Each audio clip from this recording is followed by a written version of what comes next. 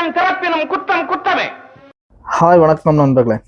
அதாவது இப்போ ஒரு ட்ரெண்டிங்கான ஒரு நியூஸ் வந்து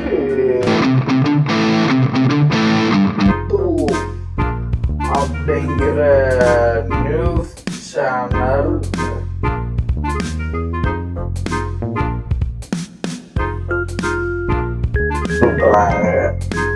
ஒரு குற்றச்சாட்டை வந்து வைக்கிறாங்க. அதாவது இப்போ ஒரு ட்ரெண்டிங்கான ஒரு நியூஸை வந்து த ஹிந்து அப்படிங்கிற நியூஸ் சேனல், ஹிந்துங்கிற நிறுவனம் வந்து சொல்றாங்க, ஒரு குற்றச்சாட்டை வந்து வைக்கிறாங்க. தமிழகத்தை ஆண்டு கொண்டிருக்கும் திரு சிஎம் விஜய் அவர்கள் அதாவது என்ன சொல்லியிருக்காரு அப்படின்னா, ரொம்ப சோசியல் மீடியாவை வந்து யூஸ் பண்ணி பொய்களை பரப்பி வந்து ஆட்சி பிடிச்சிருக்காரு. ரொம்ப பொய்களை வந்து பேசியிருக்கிறாரு. அதாவது எலெக்ஷன் பரப்புரையோடதும் சரி, அதுக்கப்புறம் ஆட்சிக்கு வந்ததுக்கு அப்புறம் சரி, இப்பவும் வந்து பரப்பிட்டு இருக்கிறாரு அப்படின்னு ஒரு குற்றச்சாட்டை வந்து முன் வச்சிருக்கு இந்த இந்துங்கிற ஊடகம். ஸோ எதுக்காக வந்து இப்படி வச்சிருக்காங்க? அவங்க மெயினான ஒரு கருத்தை வந்து முன்னாடி வைக்கிறாங்க. என்ன அப்படின்னு பார்த்தீங்கன்னா, திரு விஜய் அவர்கள் அவருக்கு சப்போர்ட் பண்றவங்க சோசியல் மீடியாவில் சொன்னாங்க, வந்து தலித்து சமூகத்தில் உள்ளவங்களை வந்து 26க்கு மேற்பட்ட எம்எல்ஏக்களை வந்து நிறுத்தியிருக்கோம். 26க்கு மேற்பட்ட வந்து எம்எல்ஏக்களை நிறுத்தியிருக்கோம், அவங்களும் வெற்றி வாகை சூடியிருக்காங்க அப்படின்னு இவங்க வந்து சொன்னது வந்து பொய், நிறுத்தினது வந்து பொய். சங்கராபுரம் தொகுதியில் ஒரே ஒரு தலித்து சமூகத்தை சார்ந்தவரை மட்டும்தான் நிறுத்தியிருக்கிறாங்க.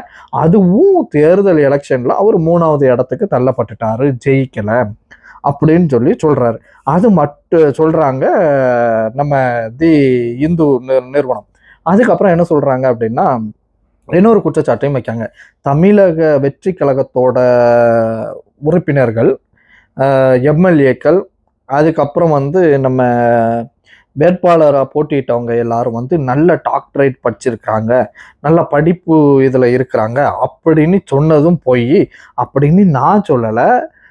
த ஹிந்து நிறுவனம் பத்திரிகை, அந்த ஹிந்து நிறுவனம் அவங்க வந்து சொல்லியிருக்காங்க, சொல்லி செய்தி வந்து வெளியிட்டிருக்காங்க. ஸோ இதுவும் இப்போ வந்து வைரலாக போய்கிட்டு இருக்கு. அதாவது தமிழக வெற்றி கழகத்தோட வெற்றி வேட்பாளர்கள் யாரும் வந்து படிக்கலை. அவர்த வந்து நாங்கள் எப்படி கண்டுபிடிச்சோம் அப்படின்னா, அவங்க வேட்பாளர் மனு தாக்கல் பண்ணும்போதே வந்து கண்டுபிடிச்சிட்டோம். அப்போ இது வந்து விஜய் சொன்னது வந்து பொய்யாயிருது இல்லையா?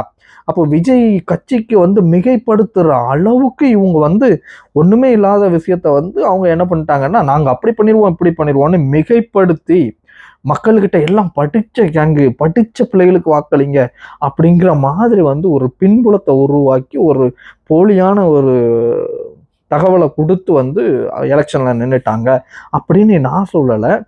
இந்து நிறுவனம் வந்து செய்தி வெளியிட்டு இருக்கு. அவங்க வந்து ஒரு குற்ற பத்திரிகையும் வச்சிருக்காங்க. அது இப்போ வந்து வைரல் ஆகிட்டு போயிட்டு இருக்கு. அதுக்கப்புறம் அவங்க அடுத்து சொன்னது மிகப்பெரிய ஒரு பொய்யை வந்து தாவைக்காவில இருந்து சொல்லிட்டாங்க. எப்படின்னு பார்த்தீங்கன்னா, தாவைக்காவில தான் அதிகப்படியான பெண் எம்எல்ஏக்கு வந்து வந்திருக்காங்க அப்படின்னு சொல்றதை விட்டுட்டு, அவங்க முதல் முறையாக பெண் எம்எல்ஏக்கு வந்திருக்காங்க அப்படின்னு சொல்றாங்க. அப்படியாம் இப்படியாம் அப்படின்னு சொல்லிட்டு நியூஸுக்களை வந்து வெளியிட்டுட்டு, அதே மாதிரி இப்போ தாவைக்காவில் வந்து பதவி ஏற்ற எம்எல்ஏக்கள் எல்லாம் மிகப்பெரிய ஏழைகள், ஆட்டோ ஓட்டுநர்கள், வீட்டு சமையல் பண்றவங்க, வாட்ச்மேனோட மகன், இந்த மாதிரி நிறைய விஷயங்கள் வந்து மக்கள் மத்தியில போய் சென்றடைஞ்சது. மக்கள் மத்தியில வந்து ஒரு சிம்பத்திக்கை கிரியேட் பண்ணிட்டு, அதாவது ஒரு கருணையை எதிர்பார்த்துட்டு, ஆக ஒரு கஷ்டப்பட்டவங்க வரணும், இதெல்லாம் வந்து ஒரு பேக்கான ஒரு இதை வந்து கொடுத்து பண்ணிட்டாங்க அப்படின்னு சொல்லி என்ன பண்ணியிருக்காங்கன்னா, இந்து நிறுவனம் வந்து செய்தி வெளியிட்டது மட்டும் இல்லாமல் நாங்கள் ஆதாரத்தோடு நிரூபித்திருக்கோம் அப்படின்னு சொல்லி வந்திருக்கு. அப்போ இந்த மாதிரி ஒரு நியூஸ் வந்த உடனே சும்மாவே வந்து நிறைய செய்தி நிறுவனங்கள் வந்து எப்பண்டா கண்டென்ட் கிடைக்கும் அப்படின்னு சொல்லி ஓடிக்கிட்டு இருப்பாங்க. சைக்கிள் அலத்தி வந்து மின்னல் வேகத்துல ஓடிக்கிட்டு இருப்பாங்க. அப்போ இவங்களுக்கு இந்த கண்டென்ட்டை வந்து தி இந்து நிறுவனம் விட்ட உடனே அவ்வளோ ஆன்லைன்ல ஃபுல்லு செய்தி நியூஸ் சப்பு சவறு பண்ணாங்கட்டுன்னு அடிச்சு தும்சம் பண்ணிட்டாங்க. ஸோ மக்கள் இதெல்லாம் பார்த்துட்டு, ஏன்டா பிராடுக்கார பயலுல நீங்க வேற வேலையே இல்லையா உங்களுக்கு? அதாவது மக்கள் என்ன சொல்றாங்கன்னா, தலித்து சமூகத்துல இருந்து பெரும்பாலான எம்எல்ஏக்கள் தாவேக்காவுல இருக்கிறாங்க. இது சாத்தியக்கூறான உண்மை அப்படின்னு நான் சொல்லல, மக்கள் சொல்றாங்க. அதுக்கப்புறம் அடுத்த ஒரு ஸ்டெப் வைக்கிறாங்க. எல்லாருமே படிச்சவங்க, தாவேக்காவுல இருக்கிற எல்லாருமே படிச்சவங்க, அவங்க சர்டிபிகேட்டோட வந்து ப்ரூவ் பண்றாங்க. இப்போ வந்து இது வந்து ரொம்ப இதா போயிட்டு இருக்கு, வைரலா போயிட்டு இருக்கு. அப்போ அவங்க இதை பயடட்டா இதெல்லாம் வந்து இப்போ இவங்க நோண்டி துருவி வந்து சமூக ஊடகங்கள் கேட்கும் பொழுது எல்லாரும் சர்டிபிகேட் என்னென்ன துறையில எந்த இது புலமை பெற்றிருக்கோம் அப்படிங்கிறத வந்து மக்கள் முன்னாடி வந்து நிரூபிச்சிட்டு இருக்காங்க. அப்போ இதுல இருந்து ஒரே ஒரு விஷயத்த வந்து நம்ம கத்துக்கிட வேண்டியது இருக்கு. என்ன அப்படின்னு பாத்தீங்கன்னா, இந்த கட்சியை அவமானப்படுத்தும் விதமாகவும், இந்த கட்சிக்கு வந்து புறம்ப வந்து பல செய்திகளை பரப்பும் விதமாகவும் யாரோ பின்புலமா இயக்குற மாதிரியும் மக்கள் வந்து ஃபீல் பண்றாங்க. அது வந்து என்ன கட்சி அப்படின்னு பாத்தீங்கன்னா, இதுக்கு முன்னாடி ஆண்ட திமுக அல்லனா வந்து அதிமுக அப்படின்னு நான் சொல்லல, மக்கள் வந்து சொல்றாங்க, மக்கள் வந்து நினைக்கிறாங்க. ஸோ ஏன்னா இது போல ராஜதந்திரங்களை வந்து எதிர்கட்சிகள் பயன்படுத்தும். 6 மாசத்துக்குள்ளாக இந்த ஆட்சியை வந்து முடிக்கிறதுக்கு பிளான் பண்ணியிருக்காங்க அப்படின்னு. ஏன்னா இப்போ செய்தியாளர்கள் வந்து கேட்கும்போது ஒவ்வொரு எம்எல்ஏக்களும் படிச்சிருக்கிறாங்க. இதுக்கு முன்னாடி ஆண்ட 50-60 வருஷ காலமா வந்து தமிழ்நாட்டை ஆண்டவர்கள்ல படித்தவர்கள் யாரும் பெரும்பான்மையான அரசியல் அமைப்புல இல்லை. ஏன்னா இதுக்கு முன்னாடி வந்து இருந்த அரசியல் அமைப்புல இல்லை அப்படிங்கிறது மக்கள் சொல்றாங்க. அப்போ அதை கம்பேர் பண்ணும்போது அனைத்து எம்எல்ஏக்களும் படித்து மிக ஏழ்மையான குடும்பத்துல இருந்து வந்திருக்கிறத வந்து நாங்க ரொம்ப வரவேற்கிறோம் அப்படின்னு சொல்றாங்க. அதாவது ஒரு எம்எல்ஏட்ட வந்து பேட்டி எடுக்குது ஊடகம். அவர் பஸ்ஸில் வர்றாரு, அது அசம்பிளிக்கு வந்து பஸ்ஸில் வர்றாரு.